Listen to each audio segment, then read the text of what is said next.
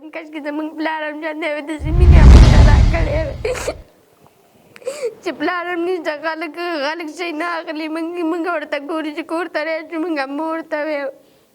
څلور زامن درې جنکیانو په کې زرمده شوي او دغه عکسونه یې دا ویې ګورئ در په در یې څومره ستړی ژوند زه دې پېژنم نیمګړی ژوند زه دې پېژنم نیمګړی څومره در په در یې څومره ستړی ژوند زه دې پېژنم نیمګړی ژوند زه دې پېژنم نیمګړی اوس به دې نوړمه تر یو ځای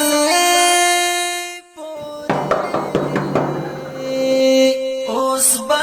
جوړې خیرې اجازه دی خواږه دي ګورې خواږه دي څه شی دی تا ته به مې راوړی چا ته به مې راوړی موږ ته که تا ته یا سمه ده تر یو ځای پورې السلام علیکم ګرانو هیوادوالو د حاجي نور خیریه بنسټ مینوالو د مهال مګه کورنۍ ته راغلي چې ډېر ځپېدلې ټکېدلې کورنۍ دی او اړتیاګانې سختې ډېرې لري مشکلات ستونزې ډېرې دي چې کونډې دي ورته یتیمان پاتې دي او دا خوراکۍ څوک نه لري او پر دغه جونګړه کې ژوند کوي حاجي نور خیریه بنسټ خپل درمټه دغه روژې مبارک میاشت کې دغه خوراکه مواد دغه کورنۍ ته لازم وګڼه دی راوړو نور تاسو موږ سره ملتیا وکړئ او ویډیو تر اخره موږ سره وګورئ رقیه څه د ناامیدي زړه کې ګرځي او نه مې اختر ته کالي شته نه مې چپلکې شته نه مې د هغه وروستي کالي شته چې نه وړه شته چې وړه خو م درته راوړه نورې څه ستونزې بچیه ته لري دغه خلک د ګوره مکتب ته ځم کشکې ځم داسې مکتب کې وي کشکې داسې پارچه راخیستې خو د غریبۍ د وجې نه وایي چې هم نه شي کولی مشکلات مې وروره دغه ده چې نه مې د اختر ته د بچو کالي شته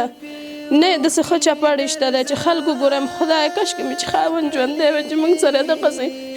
همدغسې موږ ته دغسې زما بچي هم دغسې ښه ګرځېدل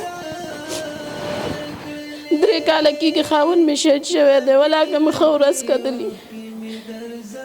غواړم چې همدغسې ښه کومک موږ سره وشي موږ خدای او تاسو ته سرپناه راوړې وروره دغه مشر زوی مې دی هغې کې او دغه 2 لورګانې مې دي مکتب ته لاړ شي کور ته راشي هم وړي خلک داسې ښه ښه شی نه خوري موږ هېڅ شي هم نه لرو لورې خدای ته صبر وکړه صبر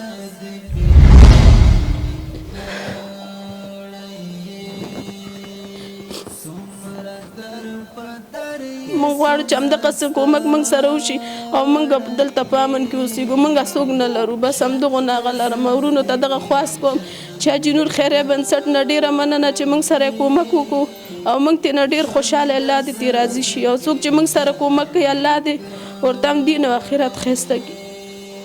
او د دې خلکو جامې چې پاکې ګوري بل ګوري یا مکتب ته ځي بچې څه دې زړه کې ګرځي هر څه مې زړه کې ګرځي وایم کاشکې زموږ پلار هم ژوندی وی داسې مینې هم ورته راکړې وی چې پلار هم نشته خلک شی نه اخلي موږ ورته ګورو چې کور ته راشو موږ هم ورته ویو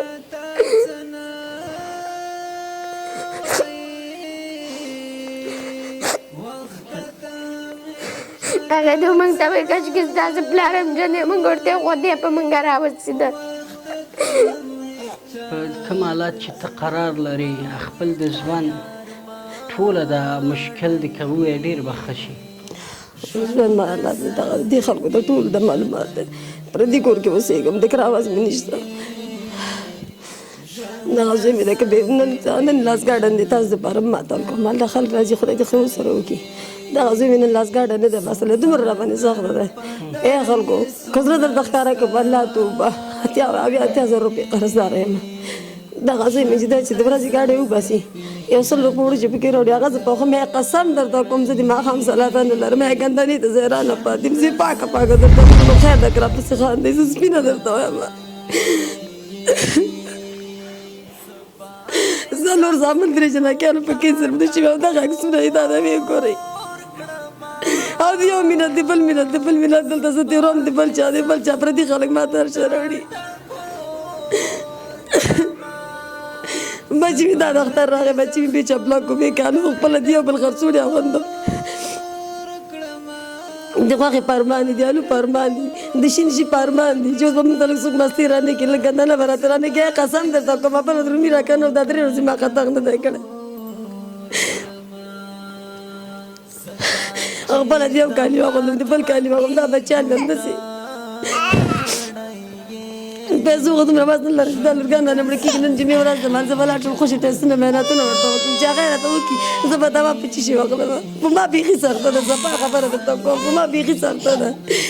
جغې مې خولې نه وځي بیخي په ما سخته ده اعصابه تکلیف زما ده جګ فشار یې ما ده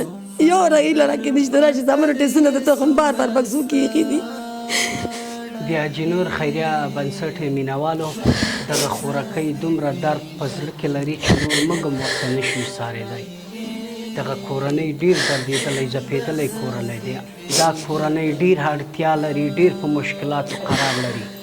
نور انشاءالله د حاجي نور خیریه بنسټ دغه کورنۍ سره چې څومره یې مټه شخصا کیږي ورسره مرسته به کوي خو تاسو مرستې ته اړتیا لري دا کورنۍ سره چې مرسته وکړئ نور الله به تاسو دنیا و آخرت بیا یې وایم درته بیا به م ښایسته کړي بیا به م ښایسته مننه کور ودان جارم شم دا کلچې په نظر ښه لګېږي روژه یې که بوځه نو اوس به ترې وخورې که تقسیم به یې ورکړې دې ته دا په مسؤلیت ستا شو دا یې تا شو صحیح شو اوس خو خانده که نه نه ټولو خاندئ